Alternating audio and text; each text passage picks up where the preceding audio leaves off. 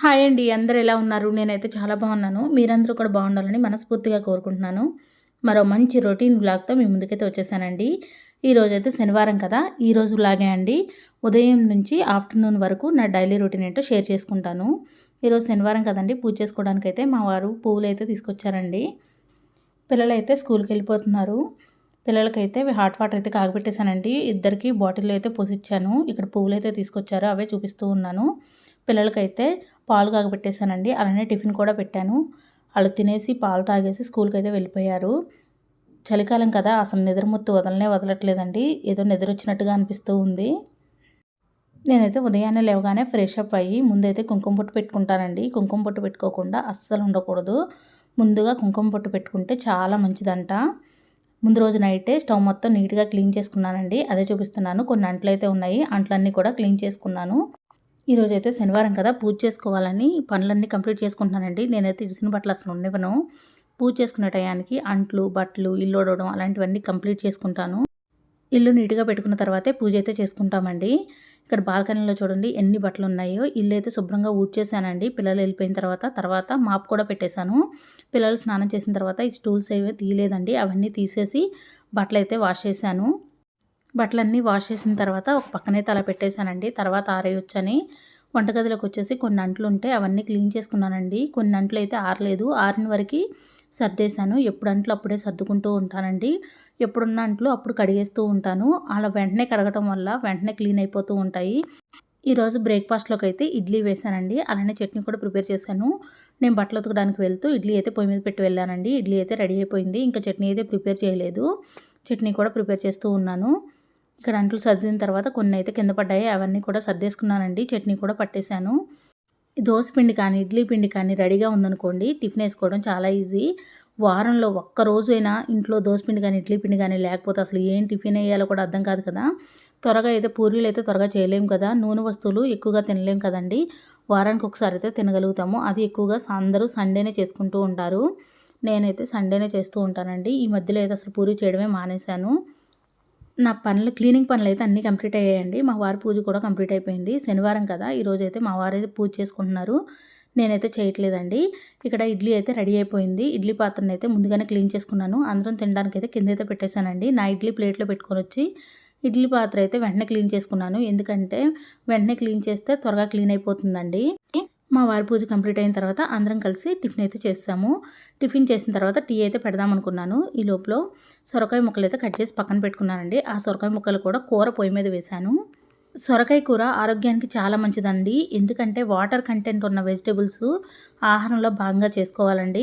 నేను సొరకాయ కూరని చాలా రకాలుగా వండుతూ ఉంటాను. సొరకాయ కూరలో పాలు పోసి వండుతాను, నార్మల్‌గా వండుతాను, అలానే సొరకాయ పులుసు చేస్తాను, అలానే టమాటాలు వేసి సొరకాయ దప్పలం చేస్తూ ఉంటాను. ఒక్కొక్కసారి ఒక్కో రకంగా చేస్తూ ఉంటానండి. ఈరోజు అలానే హైలో పెట్టి నార్మల్‌గా ఫ్రైలాగా కూడా చేస్తూ ఉంటాను. డీప్ ఫ్రైలాగా. ఒక్కొక్కసారి ఏంటంటే గ్రేవీ కర్రీలాగా చేస్తూ ఉంటాను. ఈరోజైతే నార్మల్‌గా సొరకాయ కర్రీ అయితే చేశాను. నేను సొరకాయ కూర ఏ విధంగా చేస్తానంటే ముందైతే ఒక ప్యాన్ పెట్టుకొని కొద్దిగా ఆయిల్ వేసుకొని తాలింపు గింజలు, ఎండుమిరపకాయలు అయితే వేశానండి. కొద్దిగా కరివేపాకు ఉంటే వేసుకోండి. అలానే కొన్ని పచ్చిమిరపకాయలు కూడా వేసుకోండి. టేస్ట్ అయితే బాగుంటాయి. ఒక ఉల్లిపాయనైతే చిన్న చిన్న ముక్కలుగా కట్ చేసి వేశాను. ఉల్లిపాయ ముక్కలైతే మగ్గుతూ ఉన్నాయి. ఉల్లిపాయ ముక్కలు మగ్గేటప్పుడు పసుపు వేసి అలానే కొద్దిగా సాల్ట్ కూడా వేసుకోవాలండి. సొరకాయ ముక్కలు వేసాకైనా వేసుకోవచ్చు సాల్ట్. సొరకాయ మామూలుగా కర్రీ చేద్దాం అనుకున్నాను కాబట్టి ఈ విధంగా సన్నంగా అయితే కట్ చేసుకున్నానండి. ఉల్లిపాయ ముక్కలు వేగిపోయిన తర్వాత ఈ సొరకాయ ముక్కలు కూడా వేసి ఒక 10 నిమిషాల పాటు మగ్గనివ్వాలండి. సొరకాయలో నీరు ఎక్కువగా ఉంటుంది కాబట్టి హెల్త్‌కి అయితే చాలా మంచిది. పిల్లలు కూడా ఇష్టంగానే తింటారండి. ఫస్ట్‌లో నేను తినను అని చెప్తారు. వాళ్ళకి ఎలాగోలా అలవాటు చేయాలి. వాళ్ళు కూడా ఇష్టంగానే తింటారు. మా పిల్లలకైతే సొరకాయ కూర అంటే చాలా ఇష్టం. నేనైతే అప్పుడప్పుడు కొబ్బరి కారం కూడా వేసి చేస్తూ ఉంటాను. ఈరోజు ఏమి వేయలేదండి. నార్మల్‌గానే చేశాను. ఈ విధంగా సొరకాయ ముక్కలు వేసిన తర్వాత ఒకసారి గరిటెతో కలుపుకోవాలి. మొత్తం అంతా ఉల్లిపాయ ముక్కలు మొత్తం మిక్స్ అయ్యేలాగా మూత పెట్టించి ఆవిరికి మగ్గనివ్వాలి. సొరకాయ ముక్కల్లో ఉన్న నీరంతా పోయేంత వరకు సిమ్‌లో పెట్టి మగ్గనివ్వాలండి. మూత పెట్టి ఉంచాలి. మూత పెట్టి ఉంచిన తర్వాత కల్లుప్పు వేస్తున్నాను. కొద్దిగా పసుపు వేస్తున్నానండి. కల్లుప్పు వేయడం వల్ల నీరు మొత్తం బయటకొచ్చేస్తుంది. ఇక్కడ నేను పసుపు కూడా వేశానండి. పసుపు కొంచెం తక్కువ వేసుకోండి. నాకైతే కొద్దిగా ఎక్కువ పడింది. తర్వాత కల్లుప్పు వేయడం వల్ల నీరు మొత్తం బయటకొచ్చిద్ది కదండీ! వంటల్లో కల్లుప్పు వాడితే చాలా మంచిది నార్మల్ సాల్ట్ కంటే. నేనైతే సొరకాయని పెళ్లి కాకముందు అసలు ఎప్పుడు తినలేదండి. మా ఇంటి దగ్గర అయితే పెద్ద తేగుండేది. బార్ సొరకాయలు ఉండేవి, నల్ల సొరకాయలు ఉండేవి. మా అమ్మ సొరకాయ కూర వండినా సరే నేను అసలు తినేదాన్ని కాదండి. సొరకాయ చట్నీ అయితే తినేదాన్ని. పెళ్ళైన తర్వాత మాత్రం సొరకాయ కూర తినడం బాగా అలవాటు చేసుకున్నాను. ఈ మధ్య అయితే మా ఇంట్లో వారానికి 2 సార్లు సొరకాయ ఫ్రై కానీ, పులుసు కానీ ఏదో ఒకటి ఉంటుంది. అందరం టిఫిన్ చేసిన తర్వాత అందరి కోసం అయితే టీ అయితే పెట్టేశానండి. టీ అయితే మరుగుతూ ఉన్నాయి. నేను ఈ విధంగా పొంగొచ్చినప్పుడు ఒక స్పూన్‌తో అయితే ఈ విధంగా కలుపుతూ ఉంటానండి. ఇలా చేయడం వల్ల టీ మంచి టేస్ట్ వస్తుంది. చిక్కగా కూడా ఉంటాయి.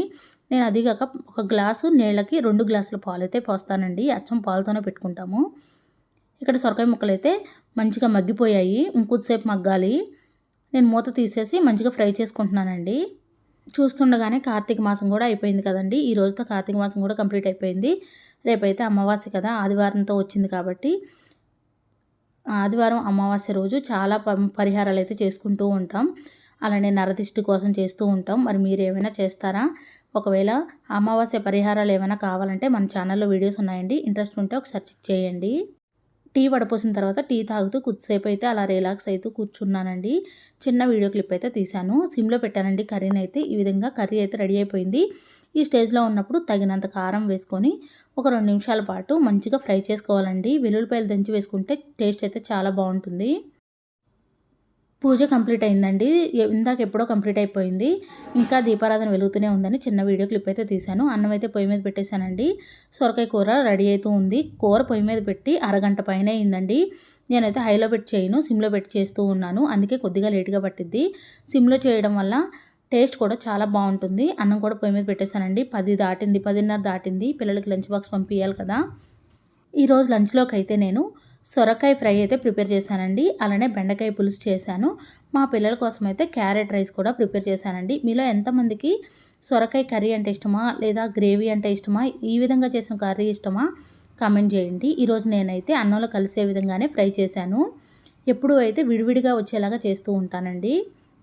పాలు పోసుకోవాలి అనుకుంటే కాచి చల్లార్చిన పాలని ఈ స్టేజ్‌లో ఉన్నప్పుడు పోసి ఒక 2 నిమిషాల పాటు మగ్గనివ్వాలండి. నేనైతే ఈరోజు పాలేం పోయలేదు. ఎందుకంటే సాయంత్రానికి పాలు పోసామనుకోండి స్మెల్ వచ్చిద్ది.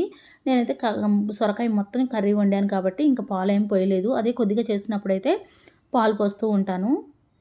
ఇప్పుడైతే కార్తీక మాసం అయితే కంప్లీట్ అయిపోతుంది కదండీ! మనం కార్తీక మాసంలో ఎలా నదీ స్నానాలు చేశామో నెక్స్ట్ మనకు రాబోయేది మార్గశిర మాసం అండి. మార్గశిర మాసంలో కూడా నదీ స్నానాలు చేస్తే చాలా మంచిదంట. మార్గశిర మాసంలో మనం శ్రావణ మాసంలో లక్ష్మీదేవి అమ్మవారికి చాలా ప్రత్యేకంగా పూజలు చేస్తూ ఉంటాం. అలానే మార్గశిర మాసంలో కూడా లక్ష్మీదేవి అమ్మవారికి ప్రత్యేకంగా పూజలు చేసుకోవాలి. ఇక్కడ నేను బెండకాయ పులుసు చేయడం కోసం అయితే బెండకాయలని కడిగి అలా ఆ విధంగా పెట్టుకున్నానండి. బెండకాయ ముక్కలను అయితే కట్ చేసుకుంటున్నాను. అలానే క్యారెట్ రైస్ ప్రిపేర్ చేయడం కోసం క్యారెట్ కూడా కడిగి ఈ విధంగా పెట్టుకున్నాను. ఒక 3 ఉల్లిపాయలు తీసుకున్నానండి. బెండకాయ ముక్కలు అయితే కట్ చేసుకున్నాను. బెండకాయ పులుసు అయితే పొయ్యి మీద వేసేసానండి. సొరకాయ కర్రీ అయితే రెడీ అయిపోయింది కదా! ఒక బౌల్‌లోకి అయితే సెపరేట్‌గా తీసేసుకున్నానండి కళాయిని కడుగుదామని. ఆ తర్వాత బెండకాయ పులుసుని కూడా ఇక్కడ రెడీ చేసుకుంటున్నాను. బెండకాయ ముక్కలు, ఉల్లిపాయ ముక్కలు, 2 వంకాయలు ఉంటే వేశాను. మంచిగా మగ్గిపోయిన తర్వాత పసుపు, ఉప్పు, కారం అన్నీ వేసి పులుసు అయితే పోసానండి. బెండకాయ పులుసు అయితే రెడీ అయిపోతుంది. ఇంకొక సిమ్‌లో పెట్టి ఉంచుతున్నానండి. అన్నం కూడా రెడీ అయిపోయింది. పిల్లలకైతే క్యారెట్ రైస్ అయితే చేద్దామనుకున్నానండి. మా పిల్లలైతే బెండకాయ పులుసు తినరు. నేను తింటాను కానీ తక్కువ తింటానండి. మా వారి కోసం అయితే బెండకాయ పులుసు ప్రిపేర్ చేశాను. మిల్లెట్ రైస్‌లోకి బెండకాయ పులుసు కానీ, సాంబార్ కానీ, పప్పు కానీ చాలా బాగుంటుంది. తర్వాత అన్నం రెడీ అయిపోయింది. ఇంకా లంచ్ బాక్స్‌లోకి క్యారెట్ రైస్ నేను ఏ విధంగా ప్రిపేర్ చేస్తానో చూపిస్తానండి. క్యారెట్ రైస్ అయితే 10 నిమిషాల్లో రెడీ అయిపోతుంది. ఇక్కడ పులుసు అయితే సిమ్‌లో పెట్టి బట్టలు ఆరేద్దామని వెళ్ళానండి. బట్టలైతే ఆరేసొచ్చాను. కానీ బట్టలు ఆరేస్తున్నాను గానీ స్టవ్ వెలుగుతుంది కదా! భయమండి. మేడ మీదే అండి. నాకు చాలా భయం. స్టవ్ వెలుగుతుంది కదా! ఏమన్నా అయిపోయిందేమో అని టెన్షన్ వచ్చిద్ది. మీలో ఎంతమంది ఆ విధంగా భయపడతారో కామెంట్ చేయండి. నేనెళ్ళింది 5 మినిట్సే కానీ నాకెందుకో తెలియని భయం వస్తుంది. మన ఇంట్లో ఏం కూరగాయలు లేనప్పుడు ఈ విధంగా ఫ్రైడ్ రైస్ లాగా చేసుకోవచ్చండి. లేదు అంటే మనకు టైం లేదు అనుకున్నప్పుడు ఒక 10 నిమిషాల్లో ఈ రైస్ చేసుకోండి. చాలా టేస్టీగా ఉంటుంది. పిల్లలు కూడా ఇష్టపడతారండి. నేను క్యారెట్ రైస్ అనే కాదు ఇందులో బంగాళదుంప ముక్కలు వేసుకోవచ్చు. లేదంటే ఓన్లీ ఆనియన్స్‌తో కూడా చేసుకోవచ్చు. ముందైతే ఒక ప్యాన్ పెట్టుకొని కొద్దిగా ఆయిల్ వేసుకొని తాలింపు గింజలు వేసుకున్నానండి. తర్వాత నేనైతే క్యారెట్ ముక్కలను వేసుకున్నాను. మీ దగ్గర బంగాళదుంప ముక్కలు ఉంటే వేసుకోవచ్చు. పచ్చిమిరపకాయలు కూడా వేసుకోవచ్చు. నేనైతే పచ్చిమిరపకాయలు వేయలేదండి. ఎందుకంటే పిల్లల కోసం చేశాను కదా! పచ్చిమిరపకాయలు వాళ్ళకి నోరు మండిద్దని నేను వేయలేదండి. ఇక్కడ కొంచెం ధనియాల పౌడర్ అయితే రోట్లో దంచి వేస్తున్నాను. పచ్చి ధనియాలే వేస్తున్నాను. మీరు కావాలంటే వేయించిన ధనియాల పౌడర్ కూడా వేయొచ్చు. క్యారెట్ ముక్కలు, ఉల్లిపాయ ముక్కలు మగ్గిపోయిన తర్వాత పసుపు, అలానే తగినంత కారం, అలానే కొద్దిగా ధనియాల పౌడర్ అయితే వేసుకోవాలి. మీరు కావాలంటే టమాటా ముక్కలు వేసుకోవచ్చు, బంగాళదుంప ముక్కలు వేసుకోవచ్చు, అలానే పచ్చిమిరపకాయలు కూడా వేసుకోవచ్చండి. నేనైతే ఈ విధంగా సింపుల్‌గా ఉల్లిపాయ ముక్కలు, క్యారెట్‌లతోనే ఫ్రై చేస్తూ ఉన్నాను. ఈ స్టేజ్‌లో ఉన్నప్పుడు కావాలంటే కొంచెం పెరుగు కూడా వేసుకోవచ్చు. తగినంత కారం, ఉప్పు వేశాక మంచిగా ఫ్రై అవ్వనివ్వాలి. కొద్దిగా గరం మసాలా, కొద్దిగా ధనియాల పౌడర్ వేసుకోండి. ఇవన్నీ మంచిగా ఫ్రై అవ్వాలి. ఇక్కడ పెరుగు వేసుకుంటే మాత్రం టేస్ట్ బాగుంటుంది. మా పిల్లలు పెరుగు వేస్తే ఇష్టపడరండి. అందుకే నేను ఈ విధంగా చేస్తూ ఉన్నాను. వేడివేడిగా ఉంది కదా అన్నం, ఒక ప్లేట్లోకి తీసుకొని కొంచెం చల్లారబెట్టుకున్నాను. విడివిడిగా ఉంది అన్నం. ఆ అన్నాన్ని తీసుకొచ్చి ఈ విధంగా వేశానండి. అన్నం మొత్తం మిక్స్ అయ్యేలా కలుపుకోవాలి. మీరు కావాలంటే కొత్తిమీర వేసుకోవచ్చు. పైన కొద్దిగా గరం మసాలా వేసుకోండి. ఒక 2 నిమిషాల పాటు ఫ్రై అవ్వనివ్వండి. కావాలంటే పైన కొద్దిగా నెయ్యి వేసుకోండి. టేస్ట్ అయితే చాలా బాగుంటుంది. అంతే అండి. 10 నిమిషాల్లో అయితే క్యారెట్ రైస్ అయితే రెడీ అయిపోతుంది. మా బాబుకైతే చాలా ఇష్టం. మా పిల్లలకైతే లంచ్ బాక్స్‌లకైతే పెట్టి పంపించాను. ఇంటి ముందైతే చక్కగా ముగ్గైతే ఈ విధంగా వేసుకున్నానండి. మెలికల ముగ్గైతే చాలా అందంగా ఉంటుంది. వాకిలిని చూసి అమ్మవారు మన ఇంట్లోకి అడుగు పెడతారంటారు కదా! మనకి మార్గశిర మాసం నుంచే ధనుర్మాసం కూడా స్టార్ట్ అవుతుందండి. ధనుర్మాసంలో మన ఇంటి ముందు ఖచ్చితంగా గీతల ముగ్గులు వేసుకోవాలండి. అంటే రథం ముగ్గులు, వీణ ఇవన్నీ వేస్తాం కదా! అవి వేసుకుంటే మంచిది. అలానే మార్గశిర మాసంలో మనం లక్ష్మీదేవి అమ్మవారిని పూజించామనుకోండి, మన పుట్టినింట్లోనే కాకుండా మెట్టినింట్లో కూడా మంచి జరుగుతుంది. మనం ఎప్పుడూ కూడా లక్ష్మీదేవి అమ్మవారిని శుక్రవారం రోజున, అలానే శ్రావణ మాసంలో విశేషంగా పూజిస్తూ ఉంటాం. అలా పూజించడం వల్ల మనకు మంచి జరుగుతుంది. మనకేమైనా ఆర్థిక సమస్యలున్నా తొలగిపోతాయి. ఆరోగ్య సమస్యలున్నా తొలగిపోతాయి. అమ్మవారి అనుగ్రహం మన పైన ఉంటుంది. అదే మార్గశిర మాసంలో లక్ష్మీదేవి అమ్మవారిని పూజించడం వల్ల మన పుట్టింటి వారికి కూడా మంచి జరుగుతుందండి. మార్గశిర మాసంలో గురువారం రోజున లక్ష్మీదేవి అమ్మవారి పూజ చేయడం వల్ల ఇటు పుట్టినింటిలోనూ, అటు మెట్టినింటిలోనూ మంచి జరుగుతుందండి. ఆర్థిక సమస్యలు కూడా తొలగిపోతాయి. అమ్మవారికి చీర పెట్టుకుంటే చాలా మంచిది. కొంతమంది సంకల్పం తీసుకొని 5 గురువారాలు పూజ చేసుకుంటూ ఉంటారు. మార్గశిర మాసం ఎప్పటి నుంచి స్టార్ట్ అవుతుంది, ఎప్పుడుతో ఎండ్ అవుతుంది, అలానే మార్గశిర మాసంలో అమ్మవారి పూజ ఏ విధంగా చేయాలి, పాటించవలసిన నియమాలేంటి, వ్రతకథ ఇవన్నీ మన ఛానల్లో వీడియోస్ ఉన్నాయండి. ఇంట్రెస్ట్ ఉంటే ఒకసారి చెక్ చేయండి. మార్గశిర మాసంలో అమ్మవారి పూజ చేసుకొని ముత్తైదువులకి తాంబూలం ఇస్తే చాలా మంచిదండి. నా ఈ వీడియో మీకు నచ్చిందని అనుకుంటున్నాను. ఎంతో కొంత యూజ్ అయిందని అనుకుంటున్నాను. నా వీడియో నచ్చితే ప్లీజ్ లైక్ చేయండి, షేర్ చేయండి, కామెంట్ చేయండి ఫ్రెండ్స్.